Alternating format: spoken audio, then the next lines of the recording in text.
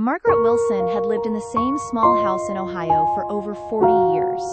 It wasn't fancy, but it was hers. Every corner held memories, birthday dinners, Christmas mornings, and quiet nights with her late husband, George. After George passed away, the house became painfully silent. Her only joy was her daughter, Emily.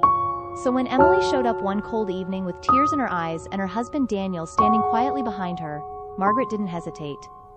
"Mom, we're struggling," Emily said, her voice shaking. "We lost the apartment. We just need a place to stay for a little while."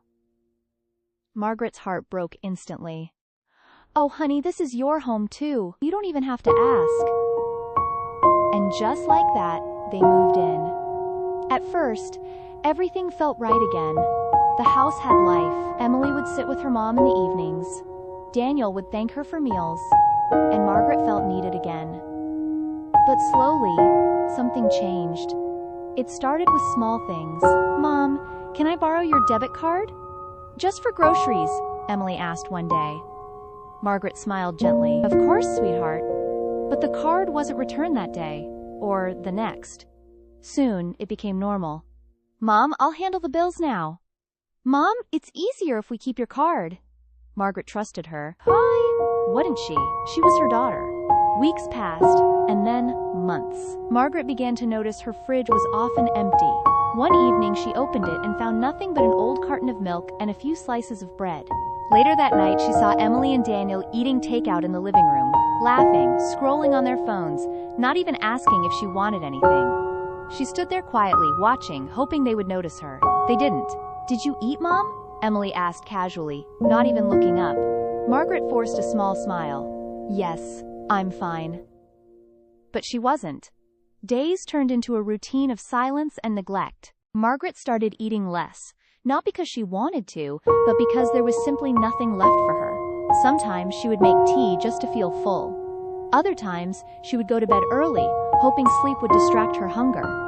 But what hurt more than the hunger was the loneliness. In her own home. One afternoon, Margaret tried to speak up. "Emily, I was wondering if we could go grocery shopping together." "There's not much food left."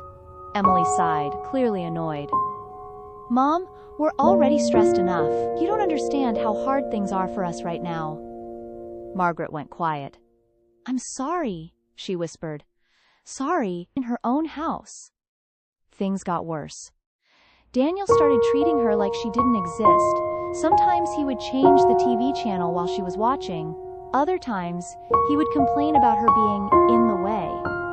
One day, Margaret overheard something that shattered her heart. "We need to figure something out," Daniel said. "We can't live like this forever. Maybe we should just put her in a nursing home." Emily hesitated for a second, then replied softly, "Yeah, maybe that's better." Margaret stood frozen behind the door, tears rolled down her face silently. This house, the one she had built with her husband, the one she opened to them without hesitation, now she was a burden in it.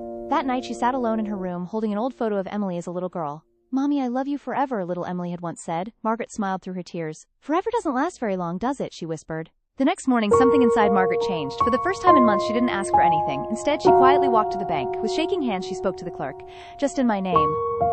It wasn't anger, it was dignity. That evening, when Emily asked for the card again, Margaret gently said, "I don't have it anymore." Emily frowned. "What do you mean?" "I've decided to manage my own money again." The room went silent. Daniel looked irritated. "So now you don't trust us?" Margaret looked at him calmly. "It's not about trust, it's about respect." For the first time, her voice didn't shake. Days passed. Without access to Margaret's money, things became tense. Emily and Daniel argued more. The warmth they once showed disappeared completely. And then one evening, Emily said it. "Maybe we should just move out." Margaret nodded slowly. "I think that would be best." No anger, no shouting, just quiet acceptance. A week later, they were gone. The house became silent again, but this time, it felt different. Margaret walked into her kitchen, opened the fridge, and smiled. It was full. Not just with food, but with peace. That night, she cooked a small meal for herself, sat at the table, and for the first time in a long time, she didn't feel invisible. She felt free. Sometimes the people you give everything to are the ones who take it all. But tell me, was she wrong for finally choosing herself?